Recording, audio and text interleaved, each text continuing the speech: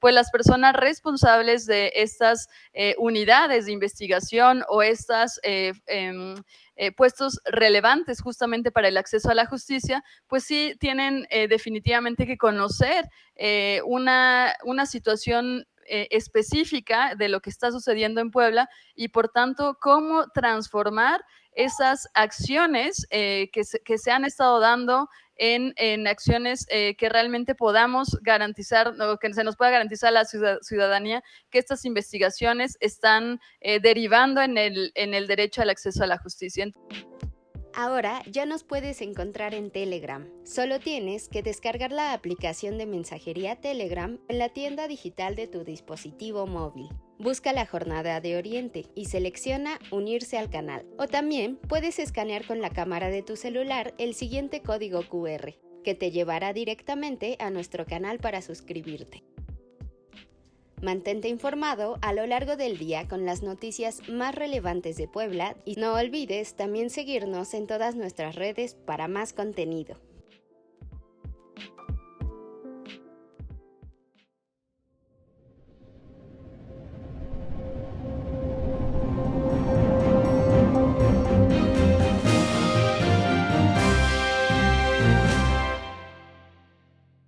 Buenas noches a nuestros amigos de la Jornada de Oriente. Los saluda con gusto Patricia Méndez, tanto a quienes nos siguen en redes sociales como quienes posteriormente pues, nos hacen favor de revisar o de ver esta transmisión. Nos acompaña la maestra Ana Laura Gamboa Muñoz. Ella es responsable del Observatorio de Violencia Social y de Género del Instituto de Derechos Humanos Ignacio Yacuría de la Ibero Puebla, a quien le damos la bienvenida. Hola Pati, buenas noches, un gusto estar aquí. Al contrario, maestra, un gusto saludarla nuevamente. Ya hemos tenido la fortuna de tenerla en varias ocasiones en este espacio. La verdad es que siempre nos da pues luz, digámoslo así, sobre los temas que ustedes llevan en el instituto. Pues maestra, quisiéramos aprovechar toda la investigación que ustedes realizan, todo este seguimiento que ustedes dan a la situación de violencia de género en el estado, con una nota que pues la Jornada de Oriente publicó esta semana acerca de que pues son mínimas, maestras, las sentencias que emite el Poder Judicial en comparación con los asesinatos de mujeres que se cometen tanto de forma intencional, que se clasifican como asesinatos intencionales, homicidios intencionales, tanto como por los que se clasifican como feminicidios. Tenemos los datos de que entre 2019 y el transcurso de 2023, que sería pues el primer trimestre, el Poder Judicial emitió 49 sentencias, maestra, y las víctimas de estos delitos se contabilizan en 550. Entonces, estamos hablando de una proporción de apenas 9 sentencias por cada 100 casos, cada 100 mujeres que son privadas de la vida. Entonces, pues quisiéramos preguntarle cómo observan desde el instituto esta circunstancia, qué pasa, porque bueno, el Poder Judicial ha reconocido en varias ocasiones que es insuficiente, que el personal es insuficiente, pero no sé si pues podríamos ya llamarle totalmente inoperancia porque la cifra es muy, muy baja, o qué perspectiva tendrían ustedes. Sin duda alguna es realmente preocupante la diferencia proporcional entre la incidencia delictiva y el número de las sentencias. Esto considerando que el acceso a la justicia es un derecho humano y que también tiene que ver con otro derecho, que es el derecho a la verdad y el derecho también a la reparación integral del daño. Entonces, esto es importante porque cuando hablamos de acceso a la justicia no solamente tiene que ver con el número de las sentencias, sino también con las investigaciones que se derivan de ella, pero también del posible enjuiciamiento y por tanto la obtención de pruebas para saber quién fue responsable de estos asesinatos. De tal forma que lo que se ha observado es que de manera general y es de carácter estructural esta deficiencia porque tiene también que ver con la impunidad y la impunidad del procesamiento judicial y que este procesamiento pues decanta en algunas observaciones que ya la Corte Interamericana de Derechos Humanos en su informe Acceso a la Justicia para las Mujeres en las Américas identifica que hay grandes desafíos en términos de los poderes judiciales. El primero sería los retrasos, sin duda alguna, entre las investigaciones y las sentencias. Lo que se ha observado es que en el momento en que se identifica que se comete un delito, para la sanción de ese delito, pues en algunas ocasiones pasan años, a veces décadas, para que se obtenga una sentencia en el caso de que se llegara a obtener. Entonces, esto pues obviamente se contrapone al principio de debida diligencia que las autoridades tienen la obligación de cumplir y que por tanto pues esta falta de investigación pues también está integrada por los patrones discriminatorios y socioculturales que todavía puedan tener los operadores de justicia en términos de la investigación y por tanto pues eso podría incidir en las comprobaciones o en las pruebas del delito y que existen unos vacíos importantes en la recolección de estas pruebas y que por tanto pareciera que existe un estancamiento de las investigaciones. Y ese estancamiento, pues finalmente cuando hablamos de violencia contra las mujeres y en especial de los feminicidios o de los homicidios, pues sin duda esto repercute en el derecho a la verdad y el derecho a la justicia de las víctimas indirectas, que en este caso serían los familiares. Esto es, maestra, que estamos hablando ya de un problema estructural, como usted señala. Entonces, valdría la pena no solamente voltear al Poder Judicial, no sé qué datos ustedes tendrían o qué evaluación tienen de la Fiscalía General del Estado. Si se habla de un problema estructural, también podríamos interpretar que hay, pues, para no decir quizá retraso, quizá una carga de trabajo excesiva en la Fiscalía General del Estado. Sin duda alguna, el tema de la fiscalía en la forma no solamente de cómo opera, sino justo como tú lo mencionabas al principio, se trata de conocer cómo es que opera la fiscalía y la falta también de recursos, tanto materiales como personales, de quienes integran este. Y por tanto, pues esto incide definitivamente en que las investigaciones tengan atrasos importantes y, por supuesto, cuando hablamos de feminicidio, en la acreditación de las razones de género de estos delitos. Por tanto, esto es necesario cuando hablamos de que es un problema estructural, tiene que ver con las formas en cómo pues estos presupuestos tienen que focalizarse a las necesidades de un problema tan complejo como es la violencia contra las mujeres y por tanto ahí tendrían que estar los recursos económicos, ¿no? Para la contratación de más personal, pero también para la capacitación, no solamente en términos de género, sino también desde un enfoque de derechos humanos en donde se ponga el centro a las víctimas. El Observatorio Ciudadano Nacional del Feminicidio, quien acompaña más o menos 5 casos aquí en el estado de Puebla sobre presuntos suicidios que en realidad pues estaríamos más bien hablando por las pruebas de feminicidios, pues han ya evidenciado los obstáculos al acceso a la justicia que se han ido, bueno, que se activan en el momento de las investigaciones y que existen estos vacíos importantísimos que pues nos permiten dar cuenta o evidenciar una fiscalía que definitivamente tiene muchísimos desafíos, ¿no? Ustedes en anteriores ocasiones, maestra, han abordado esta circunstancia acerca de que han solicitado que el instituto sea, en general la sociedad civil sea incluida, contemplada en esta revisión de los protocolos para la investigación de feminicidio. La fiscalía, en reiteradas ocasiones, el fiscal, cada vez que es interrogado sobre pues la disparidad que hay entre las carpetas digamos, oficiales del delito de feminicidio y el número de mujeres que vemos que mueren con características que tienen que ver con razón de género, pues es muy amplia. Y él insiste en que pues se aplican estos protocolos, pero ¿cómo está esta actualización? Porque ustedes han tenido esta solicitud reiteradamente. ¿Sí se ha atendido esta solicitud? Pues bueno, lo que nosotros estamos diciendo sí, justamente es la actualización de este protocolo, pero también que a partir de las investigaciones que la fiscalía pues va teniendo en cada uno de los casos, podrían ellos proporcionar información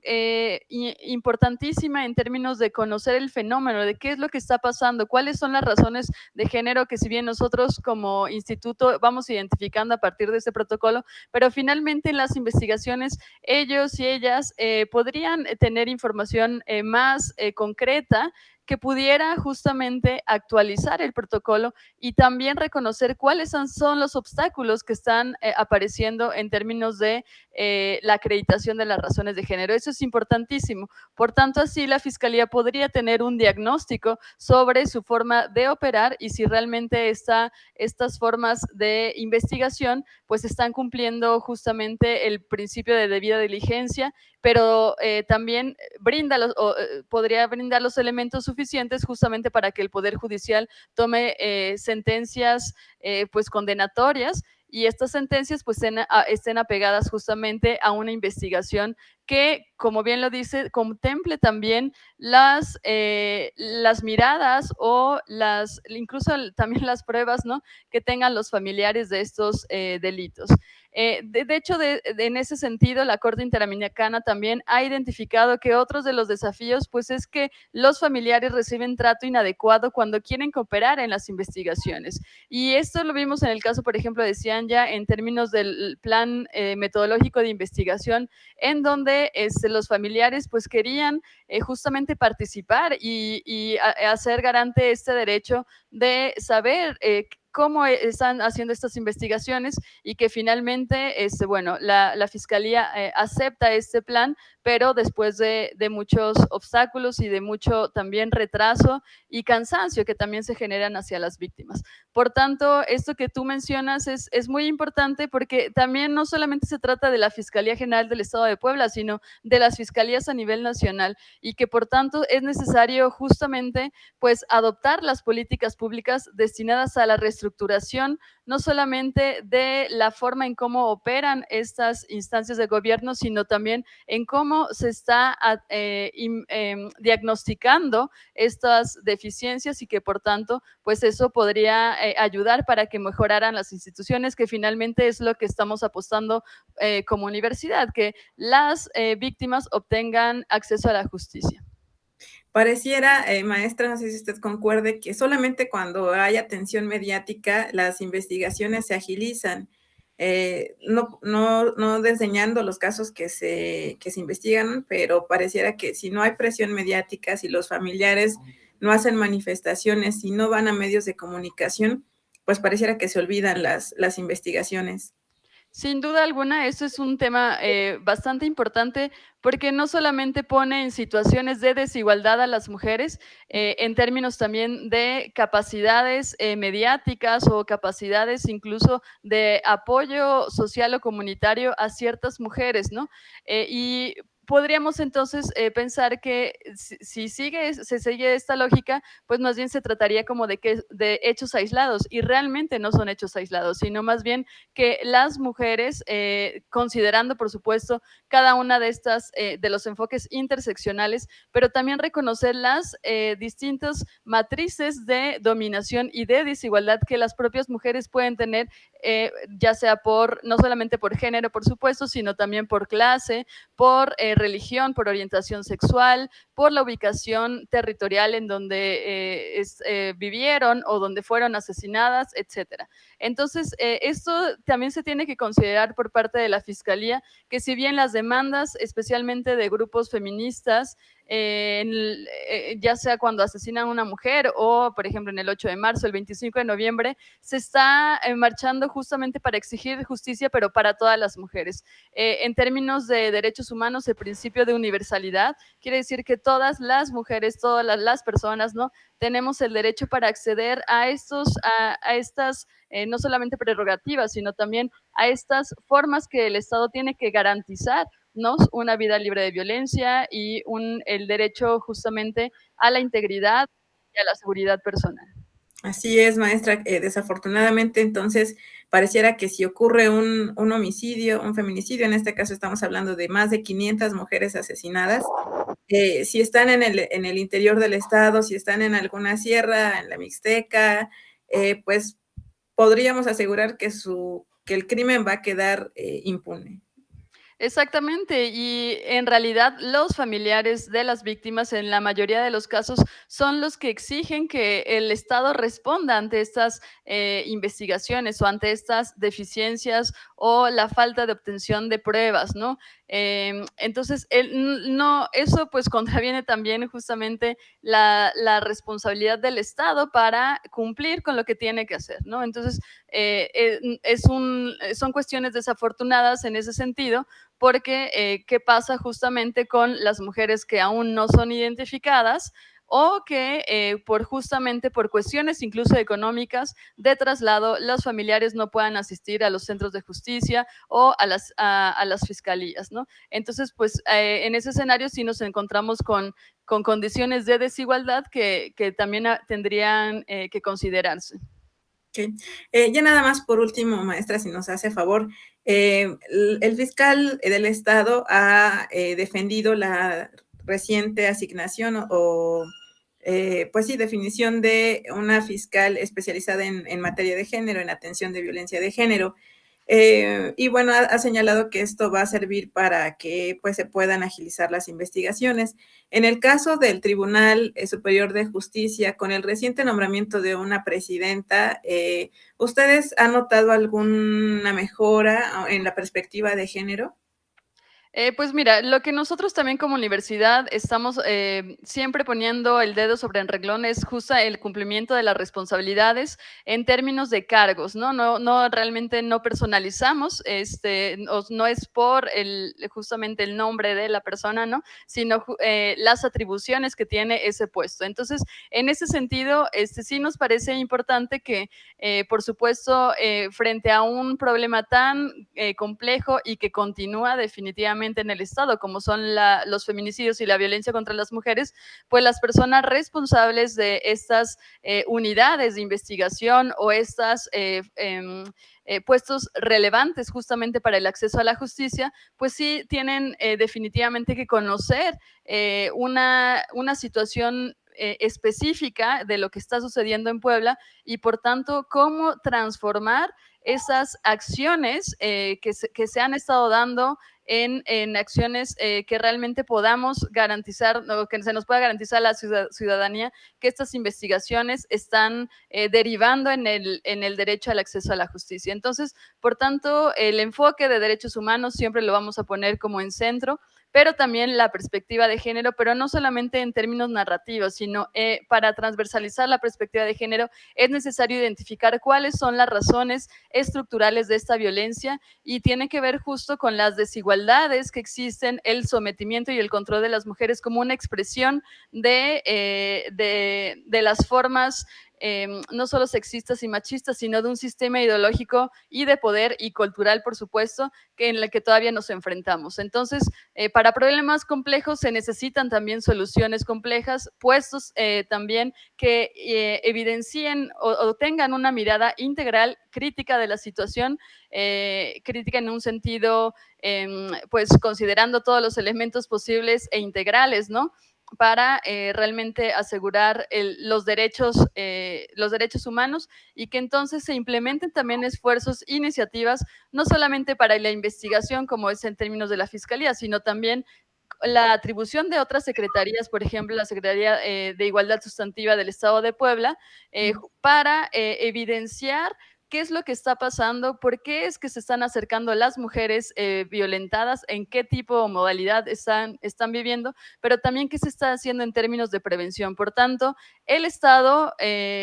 pues necesita que realmente se cumplan las atribuciones de cada una de estas secretarías y por tanto pues sí se pueda afrontar el problema desde distintas aristas. La investigación es una de ellas, las sentencias es otra de ellas, pero en términos integrales necesitamos hablar también de la prevención y también de saber cómo es que se pueden estar haciendo estos acercamientos con organizaciones de la sociedad civil, con academia, con las escuelas privadas, públicas, públicas, etcétera, justamente para enfrentar una problemática cultural de la cual, bueno, pues está inmersa, ¿no? Es no solo el patriarcado, sino también las distintas formas de discriminación por razones de género. Sí. Maestra, pues queremos agradecerle a nombre de nuestros lectores, de quienes revisan la edición impresa de la Jornada de Oriente y también de quienes nos ven a través de nuestras redes sociales. Maestra Ana Laura Gamboa Muñoz, ella es responsable del Observatorio de Violencia Social y de Género del Instituto de Derechos Humanos Ignacio Yacuría de la Ibero Puebla. Muchas gracias, maestra. Muchas gracias, Pati, y un saludo a todas las personas que nos están viendo.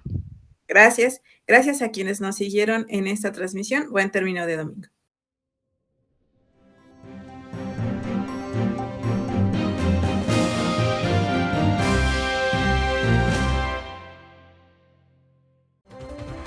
Síguenos en nuestro canal de YouTube y activa las notificaciones. Puedes hacerlo desde la aplicación o escaneando el siguiente código QR, que te llevará directamente a nuestro canal para suscribirte.